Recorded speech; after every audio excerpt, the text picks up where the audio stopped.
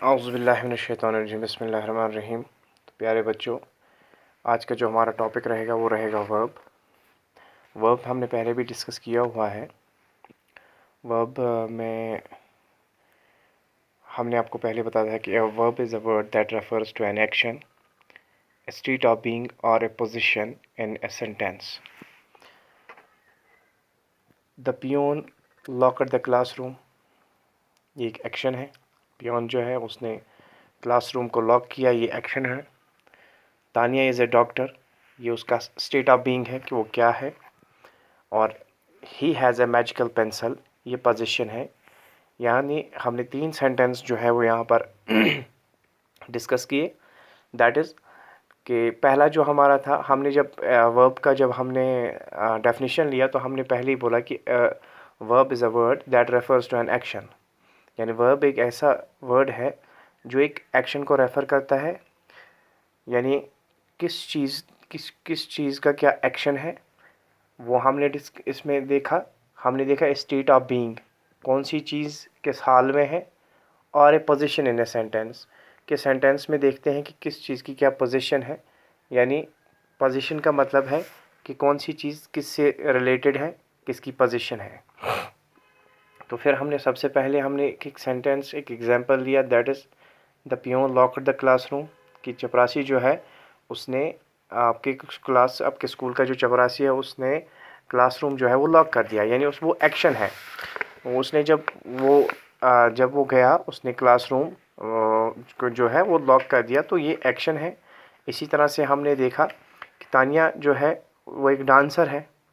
तो तानिया क्या है, वो एक डांसर है। तो ये स्टेट ऑफ बीइंग, यानी वो क्या है, वो एक डांसर है। इसी तरह से हमने देखा कि he has a magical pencil, कोई आपकी क्लास में स्टूडेंट है आपका क्लासमेट है, उसके पास एक मैजिकल पेंसिल है, यानी वो उसकी पोजीशन है। ठीक है बेटे। तो वर्ब में हमें किन चीज़ों का ध्यान रखना है, वो ये है कि no sentence can be formed without a verb. तो ये यूनिवर्सल ट्रूथ है कि दुनिया का कोई भी सेंटेंस जो है वर्ब के बिना कंप्लीट नहीं होता, उसे नहीं बनाया जा सकता।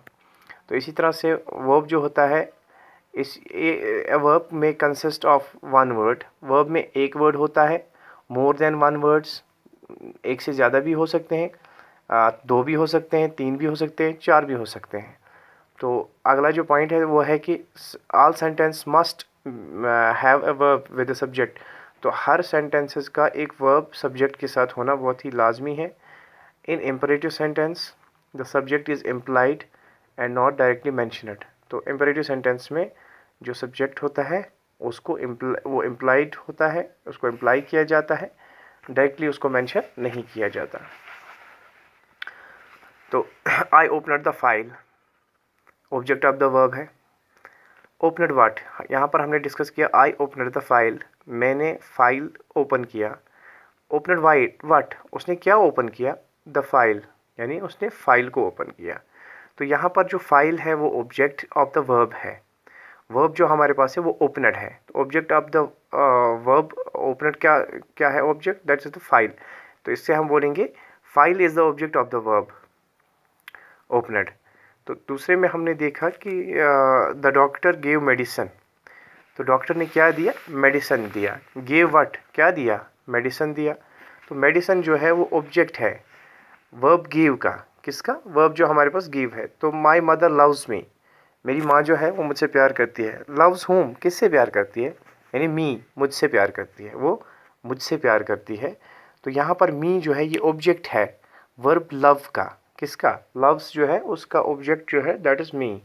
If we ask what or whom after the verb, अगर हम वर्ब के आखिर पे व्हाट या होम का इस्तेमाल करते हैं, the answer we get is the object of the verb. जो हमारा आंसर जो हमें मिलेगा वो ऑब्जेक्ट होगा, किसका, वर्ब का।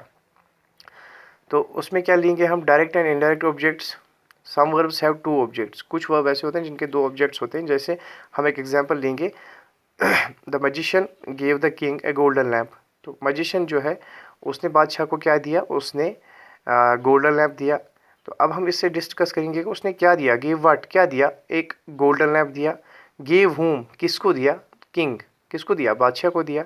The answer to what question is direct object. यहाँ पर जो आंसर है किसका, व्हाट का, यानी व्हाट जो क्वेश्चन होता है तो वो है डायरेक्ट ऑब्जेक्ट, और जो आंसर है किसका, होम का, टू होम, ये इनडायरेक्ट ऑब्जेक्ट है। लाइक हम फिर से ये पढ़ते हैं कि the magician gave the king A golden lamp. अगर आपको बोलेंगे कि क्या दिया, गिव व्हाट, तो आप कहेंगे गोल्डन लैम्प। आप कहोगे गिव होम, किसको दिया, तो कहोगे आप किंग को दिया। तो इसमें दो ऑब्जेक्ट्स हैं, एक ऑब्जेक्ट जो है वो डायरेक्ट है, एक जो है वो इनडायरेक्ट ऑब्जेक्ट है। और व्हाट जो है ये डायरेक्ट ऑब्जेक्ट है, यानी ये गोल्डन लैम्प ये डायरेक्ट ऑब्जेक्ट है, और किसको दिया, एक बादशाह को दिया होम, यानी होम जो हम किसको दिया वो इनडायरेक्ट ऑब्जेक्ट है। अब जो है, अब इसमें हमें ये देखना है कि placement of direct and indirect objects, हम डायरेक्ट और इनडायरेक्ट ऑब्जेक्ट्स को कहाँ पर प्लेस करते हैं। तो जैसे हमारे पास एक एग्जांपल है, mother give Ankita a glass of juice. माँ ने अंकिता को जूस का एक गिलास दिया। तो the direct object comes before the direct object, sorry indirect object जो है वो डायरेक्ट ऑब्जेक्ट्स के पहले बिफोर, यानी उससे पहले आता है। However it is possible to reverse this position. तो इस पोजीशन को रिवर्स करना बहुत ही इम्पॉसिबल है। जैसे हम इसमें अगर हम एक प्रीपोजिशन का इस्तेमाल करें टू का विद इनडायरेक्ट ऑब्जेक्ट, किसके साथ, इनडायरेक्ट ऑब्जेक्ट के साथ जब हम टू का इस्तेमाल करते हैं, तो यहाँ पर हमने देखा कि हमारे पास जो एग्जांपल है वो है the king give the soldier a reward. तो बादशाह ने जो अपना सिपाही है उसको एक रिवॉर्ड, इसको एक इनाम दिया। क्या इनाम दिया, the king give a reward to the soldier. तो यहाँ पर जो पहला एग्जाम्पल था, पहला जो सेंटेंस है that is the king give the soldier a reward, और दूसरे में है the king give a reward to the soldier. अब आप देखेंगे कि प्रीपोजिशन टू जो हम इनडायरेक्ट के साथ इस्तेमाल कैसे करते हैं। तो पहला जो है the king give the soldier a reward, तो बादशाह ने सोल्जर को रिवॉर्ड दिया। तो इसमें आप देखेंगे इसमें डायरेक्ट ऑब्जेक्ट है, the king give a reward to the soldier ये इनडायरेक्ट ऑब्जेक्ट है। ठीक है बेटा। तो इस तरह से इनको प्लेस किया जाता है। तो by using the preposition for, जब हम प्रीपोजिशन फॉर का इस्तेमाल करते हैं किसके साथ, इनडायरेक्ट ऑब्जेक्ट के साथ। ठीक है बेटा। तो यहाँ पर हम एग्जांपल लेंगे, she made her little sister A pizza.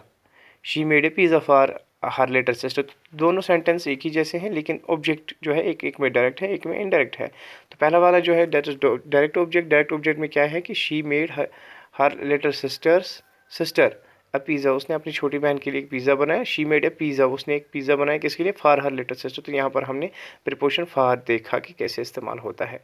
अब इन चीज़ों में क्या करना है, ये याद रखना है कि जब हम प्रीपोजिशन टू या फॉर का इस्तेमाल करेंगे, तो ये प्रीपोजिशन जो टू और फॉर है ये सारे वर्ब्स के साथ वर्क नहीं करेंगे। लाइक मैं इसी को लिखूँगा, the use of preposition to and for does not work with all the verbs that take two objects, जिसमें दो ऑब्जेक्ट होंगे। तो इसमें एग्जांपल हम लेंगे, द लाइब्रेरी फाइनड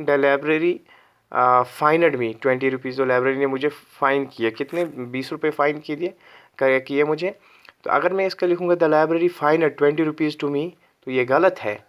तो अगर मैं लिखूँगा the library fined 20 rupees for me, तो ये भी गलत है। इसमें टू और फॉर यानी जो है ये does not, to and for जो है, to and for does not work with all the verbs. तो ये सारे वर्ब्स के साथ काम नहीं करता है। दैट टेक्स टू ऑब्जेक्ट, जिसमें दो ऑब्जेक्ट्स होंगे। जैसे द लाइब्रेरी है, library fined me 20 rupees, the library fined me 20 rupees. ठीक है, the library fined 20 rupees to me, ये तो नहीं आएगा। The library fined 20 rupees for me, ये भी नहीं आएगा। तो आगे जो हम देखेंगे कि कल जो हमारा टॉपिक रहेगा वो रहेगा कि ट्रांजिटिव और इनट्रांजिटिव वर्ब्स, जो दो किस्में हैं किसकी, वर्ब्स की, वो क्या होती हैं, तो उसका हम कल डिस्कस करेंगे।